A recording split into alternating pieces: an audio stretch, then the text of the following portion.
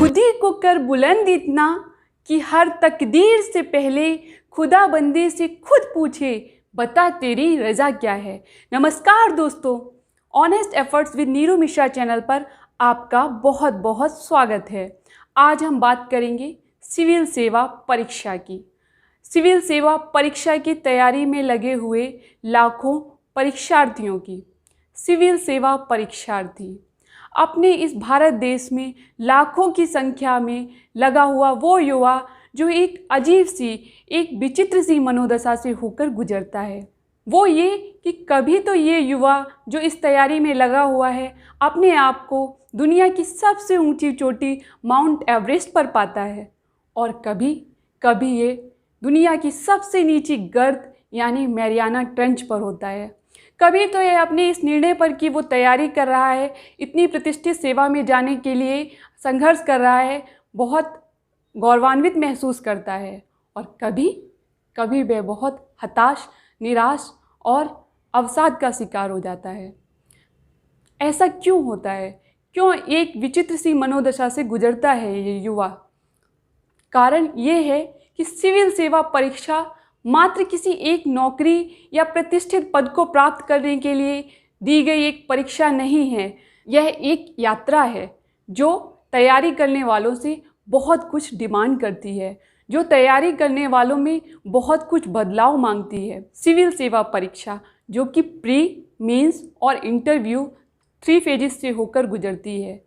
देश में हर साल लगभग 5 लाख कैंडिडेट्स इसकी फर्स्ट फेज़ में यानी प्री परीक्षा में अपीयर होते हैं, और इसके आगे मुख्य परीक्षा, इंटरव्यू से होते हुए फाइनली मेरिट लिस्ट में इन 5 लाख युवाओं में से, 5 लाख परीक्षार्थियों में से मात्र लगभग 1000 अभ्यर्थियों के आसपास फाइनल मेरिट लिस्ट में अपना नाम दर्ज करवा पाते हैं।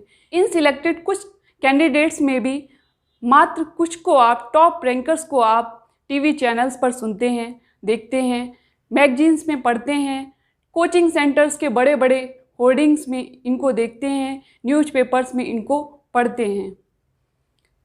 ये सिलेक्टेड कैंडिडेट्स सच में बहुत बहुत बधाई के पात्र हैं, क्योंकि इन्होंने एक चुनौतीपूर्ण यात्रा को सफलता से पूरा किया है। इन्होंने वह लक्ष्य हासिल किया है जो इन्होंने निर्धारित किया था। आज इस वीडियो के माध्यम से हम बात करेंगे उन कैंडिडेट्स की जो इन टॉपर्स की टॉक से प्रभावित होकर इस सेवा में जाने का सपना बुन लेते हैं। आज हम बात करेंगे उन कैंडिडेट्स की भी जो कि लाखों की संख्या में जो प्री परीक्षा में बैठे थे और 1000 को छोड़ के बाकी जो असफल हो गए थे, जो लगातार किसी न किसी फेजेस सफल हो रहे हैं। आज हम उन कैंडिडेट्स की भी बात करेंगे जो कि यूपीएससी में अपने अटेम्प्ट भी ख़त्म कर चुके हैं, लेकिन उनकी ये यात्रा ख़त्म नहीं हुई है। यूपीएससी में अटेम्प्ट का ख़त्म होना मतलब जग सूना सूना लगने वाली स्थिति का सामना करना।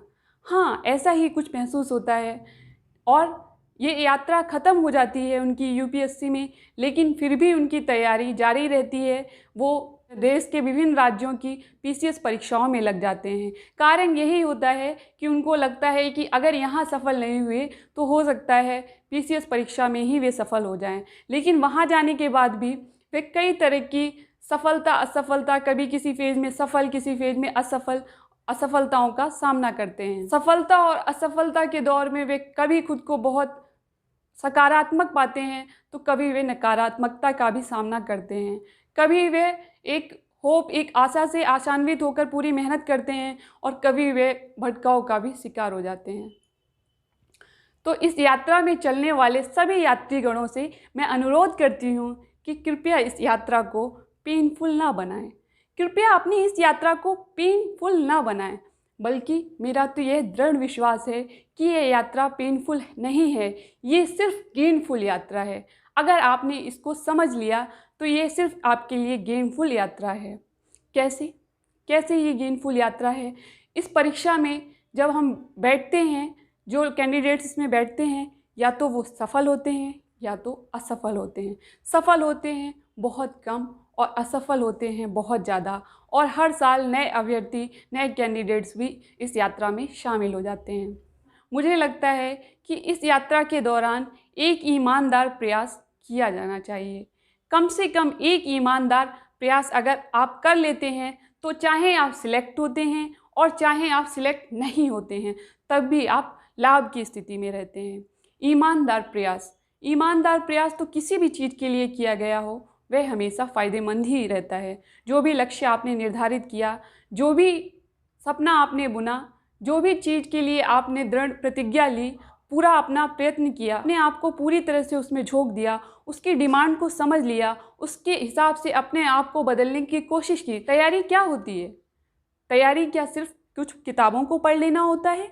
नहीं, तैयारी होता है कि उस सेवा में जाने के लिए जो क्वालिटीज़ चाहिए, जो व्यक्तित्व चाहिए, जिन चीज़ों की आवश्यकता है, क्या वो आप पूरा कर रहे हैं? एक ईमानदार प्रयास वही होता है कि जिस चीज़ को आपने ठान लिया, जिस चीज़ को आपने अपना सपना बना लिया, जिस चीज़ के लिए आपने अपना बहुत कुछ कुर्बान कर दिया, उस चीज़ को पाने के लिए आप बिल्कुल सही दिशा में प्रयास कर रहे हैं।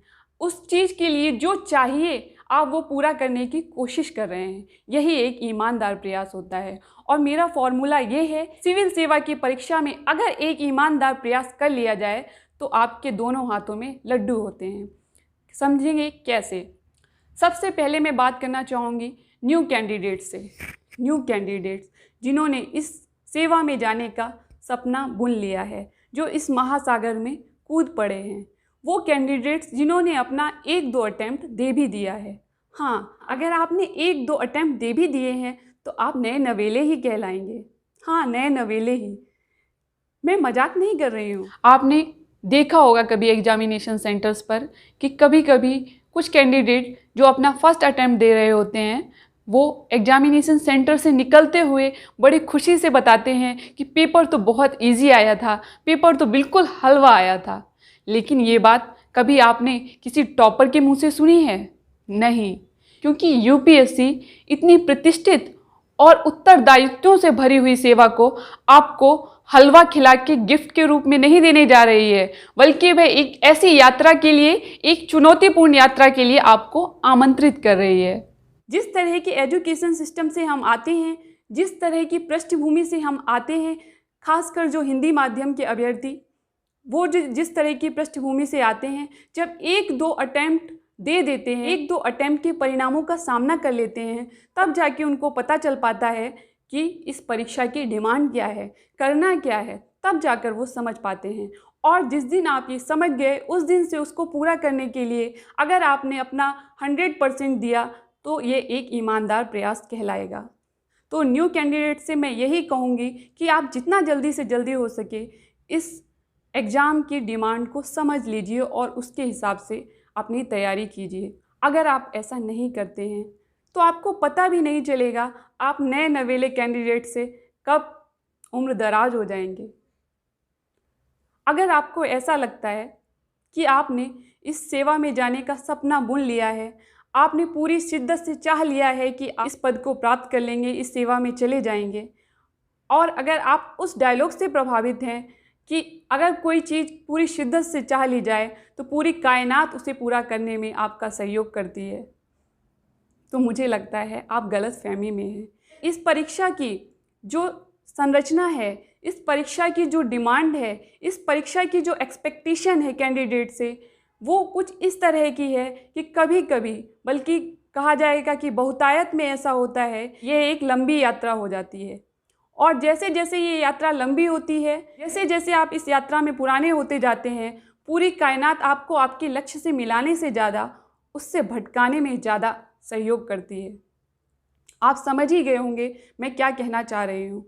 सामाजिक आर्थिक समस्याओं का सामना कर सकते हैं आप, और उसके बाद आप अपना 100% दे के भी हो सकता है उससे दूर रहें। अगर आप ये सोचते हैं कि मैं तो फर्स्ट अटैम्प्ट में बैठूंगा और क्वालिफाई कर जाऊंगा, फाइनल मेरिट लिस्ट में अपना नाम दर्ज करवा दूंगा क्योंकि मैं तो एकेडमिक्स में बहुत अच्छा था, तो मैं यही कहना चाहूँगी कि यह भी एक भ्रम हो सकता है, क्योंकि यह परीक्षा कोई यूनिवर्सिटी की परीक्षा नहीं है। ये उससे भी आगे बढ़कर बहुत चुनौतीपूर्ण परीक्षा है, एक अलग परीक्षा है।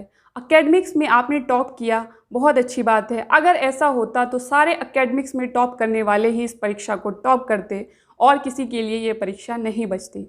तो मेरा नए कैंडिडेट्स को यही सुझाव है कि आप जल्दी से जल्दी इस परीक्षा की डिमांड को समझ लीजिए और उसके हिसाब से अपने प्रयत्न कीजिए।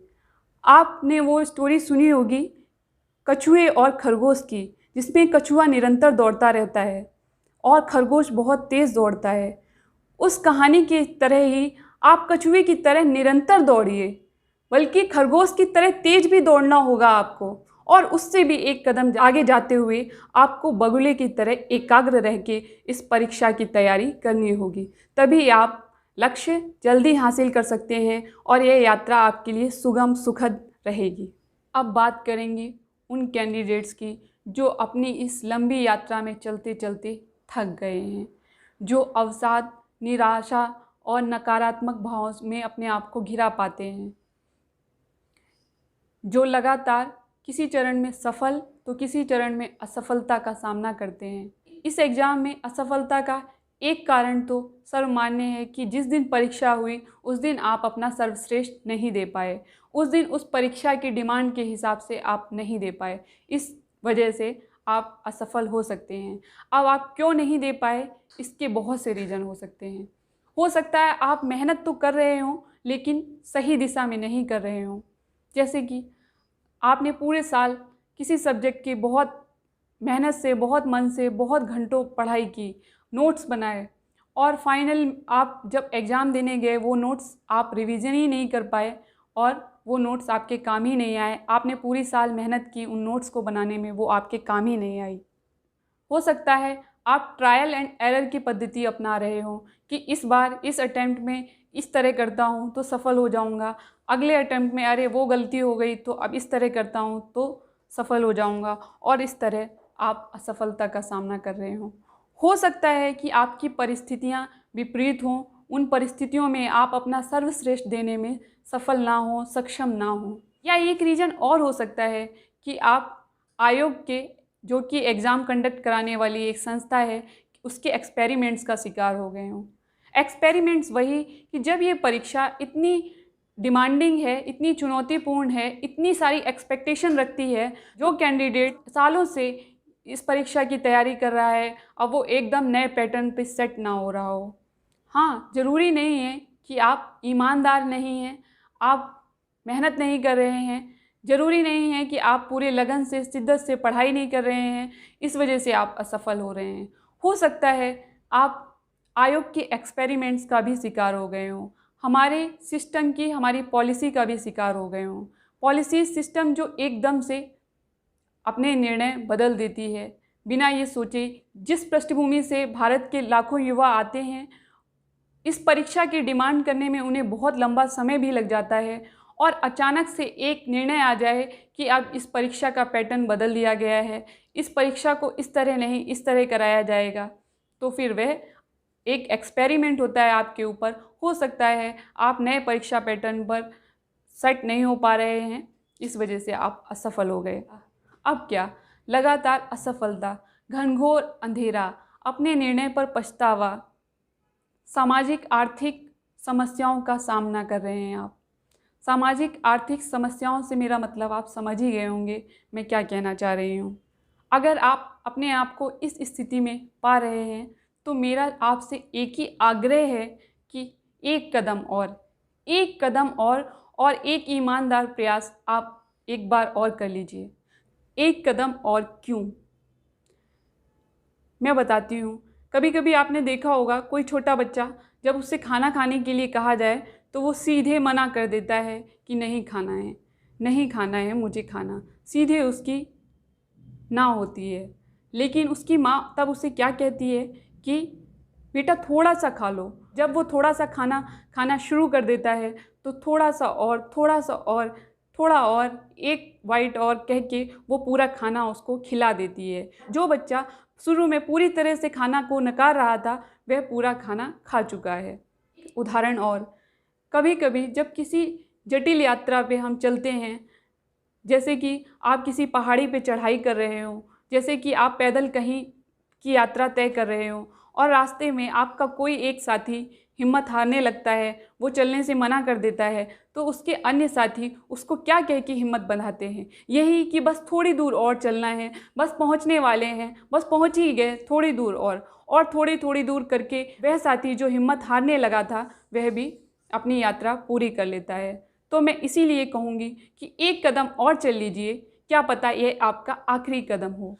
आप पूछेंगे एक कदम और चल के क्या, और मैं ये कहूँगी ये एक कदम आप इसलिए चल लीजिए क्योंकि आपको फिर आगे अपनी आने वाली ज़िंदगी में पछतावे का सामना ना करना पड़े। जब आप इस यात्रा को अधूरा और बिना एक ईमानदार प्रयास करके, बिना अपना 100% दिए इस यात्रा को छोड़ देते हैं, हो सकता है ये पछतावा ज़िंदगी भर आपका पीछा ना छोड़े। इसलिए आप ये एक कदम, एक ईमानदार प्रयास और कर लीजिए, ताकि जब आप इस यात्रा को छोड़ें तो आप इसको पछतावे और दुख के साथ ना छोड़ें कि आप असफल हो गए। आप हैप्पीली इसको बाय बाय करते हुए आप अपने जीवन पथ पर आगे बढ़ जाएं, आप अपने जीवन के रास्तों पे आगे बढ़ जाएं। इसलिए ज़रूरी है कि आप एक ईमानदार प्रयास ज़रूर कर लें इस यात्रा को छोड़ने से पहले। बल्कि मुझे तो ऐसा लगता है कि आप पछतावा और निराशा में जी ही क्यों रहे हैं। आपको ऐसा क्यों लगता है कि अगर आप इस परीक्षा में असफल हो गए, मात्र कुछ अंकों से असफल हो गए, अगर आप इस परीक्षा में लगातार असफल हो रहे हैं, तो ये आपने बहुत बड़ा गुनाह कर दिया है। क्या आप जुआ खेल रहे थे जिसमें आपने अपना सब कुछ गंवा दिया और अब आपके पास कुछ नहीं है और आप पछतावे में जी रहे हैं? क्या आपको ऐसा लगता है कि आपने अपना इतना मूल्यवान समय इस परीक्षा की तैयारी में लगाया, आपने इतना लंबा समय इस परीक्षा को दिया और उसके बाद भी सफलता आपके हाथ नहीं लगी, तो आपने अपनी ज़िंदगी का बहुत मूल्यवान समय व्यर्थ कर दिया है? मुझे ऐसा लगता है कि ऐसा नहीं है, ऐसा बिल्कुल नहीं है। आपने इतना समय व्यर्थ नहीं किया है, बल्कि आपने तो एक ऐसी पूंजी कमाई है जिसका निवेश करके आप अपने आने वाले भविष्य में एक बेहतर इंसान बन सकते हैं, बल्कि जो कुछ आप चाहें वो हासिल कर सकते हैं। हाँ, मैं सही कह रही हूँ। अगर आप असफल भी हुए हैं तो भी आप सफल ही हैं। आपके दूसरे हाथ में भी लड्डू है। कैसे? आप इतने समय से history, geography, polity, economics, science, tech, ecology and environment, क्या सिर्फ ये सब्जेक्ट पढ़ रहे थे? ये तो आप पहले ही पढ़ चुके थे अपने एकेडमिक्स के दौरान। फिर आप क्या कर रहे थे? क्या आप सिर्फ सब्जेक्ट्स को पढ़ रहे थे, सिर्फ पढ़ाई कर रहे थे? क्या एक परीक्षा में पास होने का प्रयत्न कर रहे थे? मुझे लगता है ऐसा नहीं है। अगर आपने इस परीक्षा की डिमांड को समझ लिया है तो आप पढ़ नहीं रहे थे, पढ़ने के साथ साथ वो समझ भी रहे थे।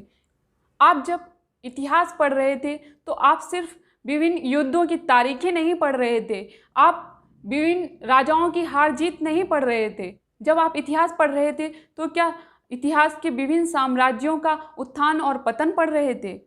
नहीं, आप अपने अतीत के गौरव को पढ़ रहे थे। आप अपने अतीत में की गई गलतियों को समझ रहे थे। आप उस दौरान अपने वर्तमान की वास्तविकताओं को समझ रहे थे।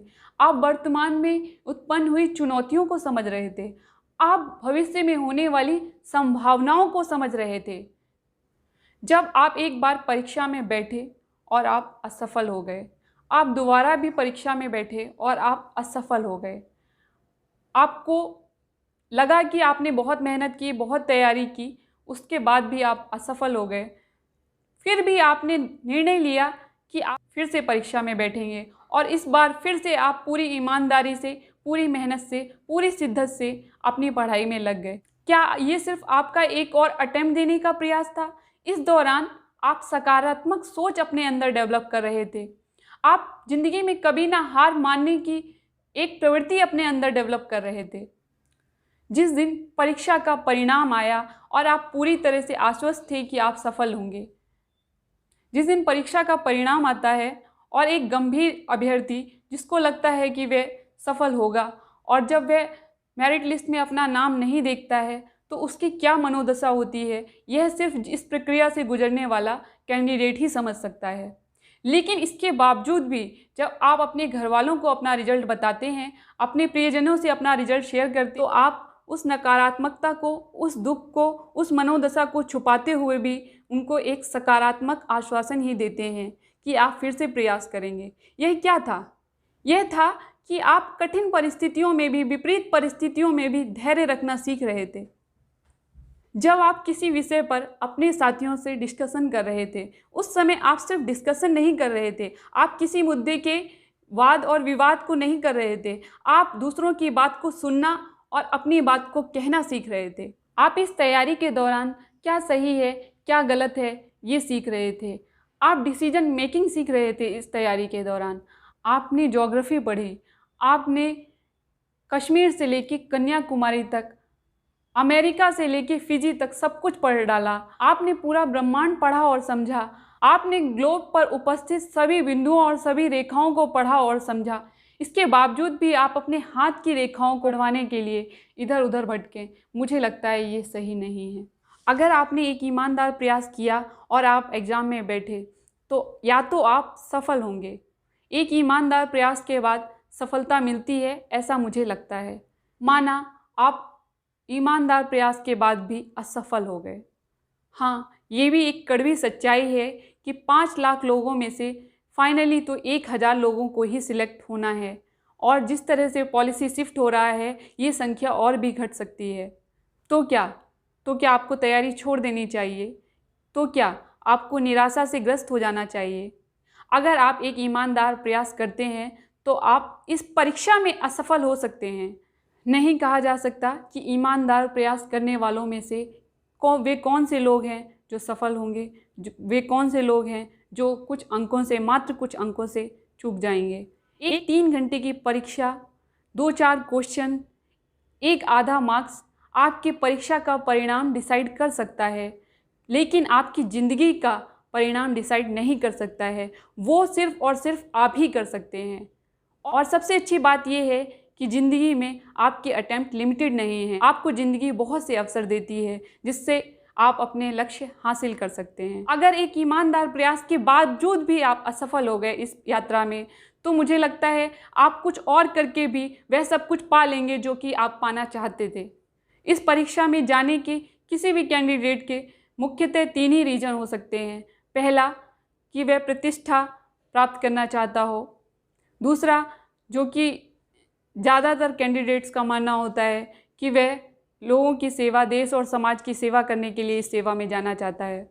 तीसरा, वह पैसा कमाना चाहता है।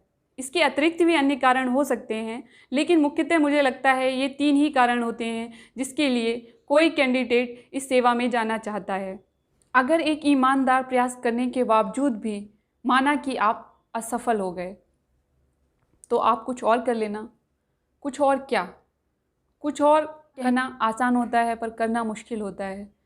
कहाँ इतनी प्रतिष्ठित सेवा में जाने का सपना और कहाँ कुछ और। ऊपर से लोगों के ताने अलग। चले थे IAS बनने, हमें तो पहले ही पता था ये कुछ नहीं कर पाएंगे।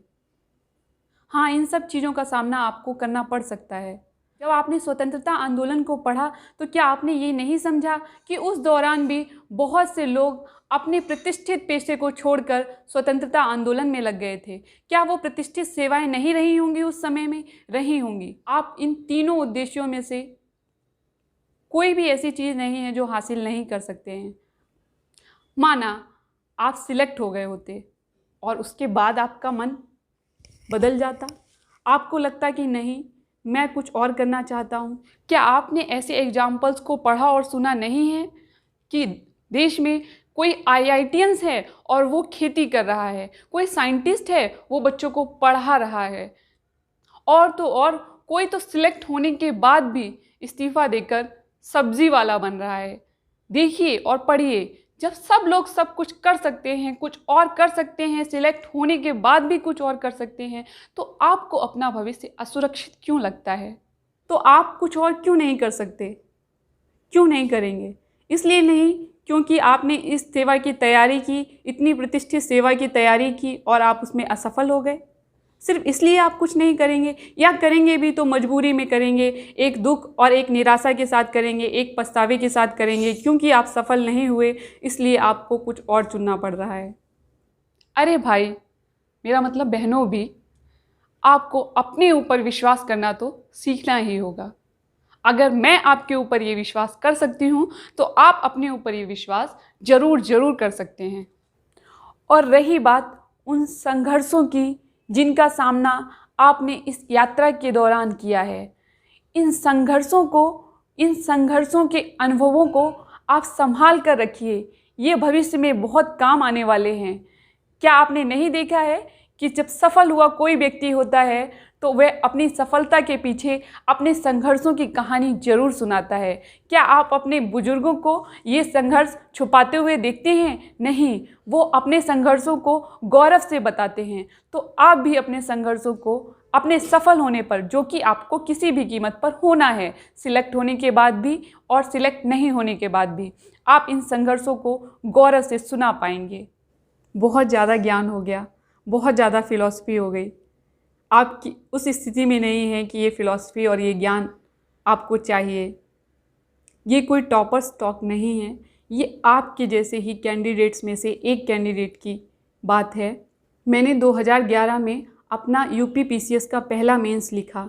इसके बाद से अभी तक मैंने 8 बार प्री क्वालिफाई किया, 6 बार मेंस लिखा, 2 बार व्यक्तिगत कारणों से मुझे मेंस की परीक्षा छोड़नी पड़ी, 2 बार मैंने आरपीएससी लिखा। To be very honest, UPSC के मेरे सारे अटैम्प्ट एग्जॉस्ट हो चुके हैं। ये एक सच में बहुत दुखद स्थिति होती है कि जब आप किसी चीज़ को पाना चाहें और उसके लिए पूरी तरह से गंभीर भी हो, फिर भी आप उस चीज़ को ना पा पाएँ। लेकिन मुझे लगता है कि कुछ कमी रह जाती है, तभी हम उसमें असफल हो जाते हैं। आपने वो पूरी तरह से प्रयत्न नहीं कर पाए किसी भी वजह से, चाहे वो आयोग के एक्सपेरिमेंट्स की वजह से, चाहे आप व्यक्तिगत कारणों की वजह से। और इसके बाद यूपी पीसीएस का सफ़र, यूपी पीसीएस की यात्रा निरंतर अभी जारी है। इसमें भी वही, आप कभी कभी कि जब आप एग्ज़ाम देने पहुंच गए हों और आपको तभी तक पता ना हो कि परीक्षा होगी कि नहीं, और कभी कभी ऐसा कि आप एग्ज़ाम दे के घर भी नहीं पहुंच पाए और आपको पता चला कि परीक्षा कैंसिल हो गई है। और कभी कभी वही कि एकदम से पैटर्न चेंज हो जाना और उसके हिसाब से पूरी तरह से तैयारी ना हो पाना।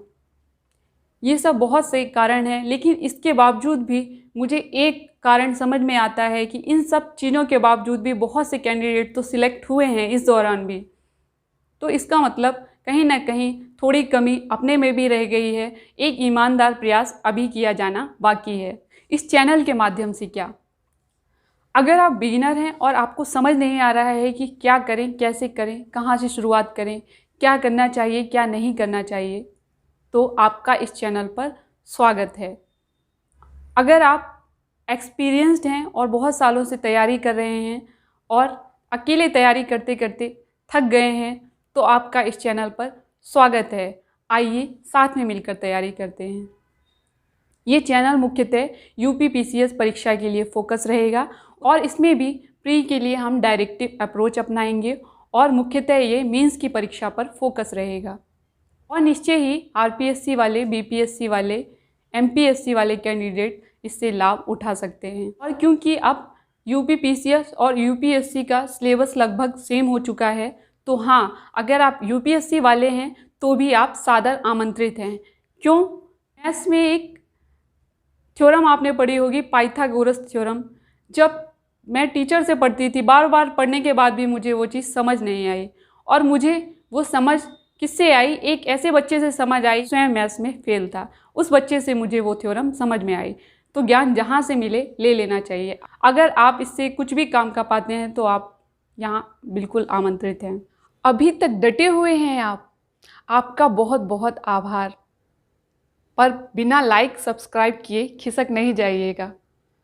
मैंने अपने अनुभव आपके साथ शेयर किए और आपके लिए कमेंट बॉक्स ओपन है।